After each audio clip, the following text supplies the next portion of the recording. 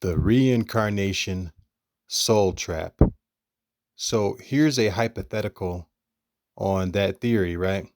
Those of us within the community of the Reincarnation Soul Trap, you know, we all share this belief that there is, a soul trap that awaits us after death.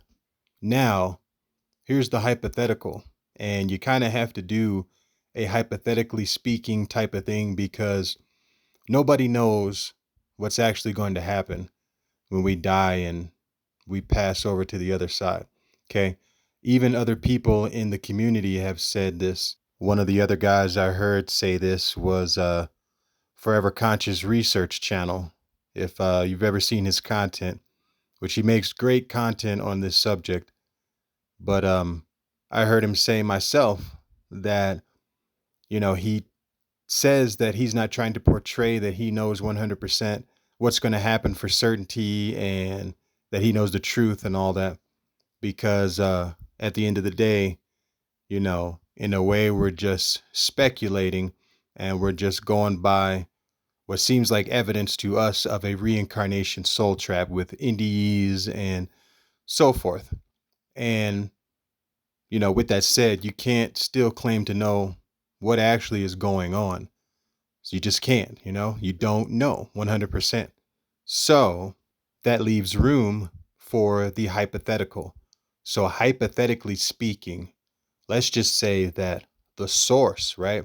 Or whatever you want to see, the thing that is behind the source of existence and consciousness and all that. Let's just say that we're connected to that in some way, right? Because I've already said this on my channel that I still believe we are universal beings. We are individually our own unique spirits or souls. And yes, we do have a huge connection, an integral connection with the universe. And that's why I believe that, you know, we have the ability to do whatever we want in the universe. I've also said that I believe that the universe is infinite. So let's just say that as universal beings, we came together within different groups of a infinite order and we decided to play different games on different planets. And because the universe is infinite, there's infinite potential and possibility for any type of game to be created.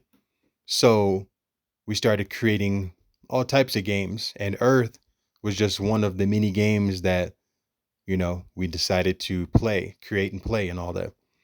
Kind of like you got PlayStation, you got Xbox, and if you're old school, you got Sega and Nintendo and all that. So let's also say that hypothetically speaking, we decided to make some of these planets um, be like a soul trap where you get trapped in the game and you can't get out, or it's very hard to get out once you get trapped. Not that it's impossible, but it's so hard that it seems impossible because you can get trapped up in feelings, beliefs. You can get caught up in your perception of things, which is basically what happens down here. And so we created some of these planets to be a soul trap because we wanted the game to be so unique that you would have no choice but to get caught up on it and forget where you came from. And so there are some of us that are playing in the game, some of us that are playing outside of the game, monitoring the game and playing our parts to keep those within the game trapped in the game to a degree, unless you wake up and see through the illusion of things and realize your connection with the universe and all that. Just what if? What if we all help to put this thing together that we call the reincarnation soul trap? And all you got to do is wake up and see through it and realize what you really are. And then, all other soul groups or whatever you want to call them can't touch you. Let's also say, hypothetically speaking, that the light after death was something that we created as a contraption to keep you locked in the game. So basically, the game was designed to keep you from realizing what you really are, unless you just are super nosy and just want to figure out things, which basically is where it starts. People just want to figure out things, which leads to research, which leads to the pursuit of, looking for things like DMT and you know, having a spiritual awakening or, wanting to know what enlightenment is. It all starts with having a curiosity for trying to figure out reality. That's where it starts at. And then maybe your intuition will kick in and start to guide you as to where you're supposed to go, who you're supposed to listen to, as far as who can be helpful on your journey, so forth and so on. But yeah, what if we created this game? Like I said, hypothetically speaking, but what if we created this game and it's all just one big dumb game, one big universal game that you can overcome if you wake up and just see it as the dumb game that it is. But again, that's hypothetically speaking.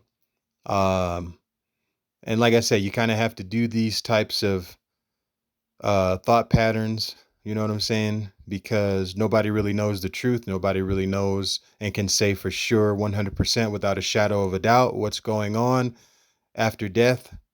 All you can do is just come up with your ideas.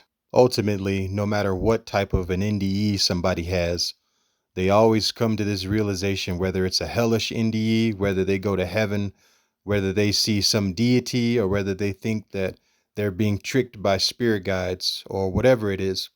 They always realize that they're an eternal spirit being. So let that sink in when you ponder your place in the universe.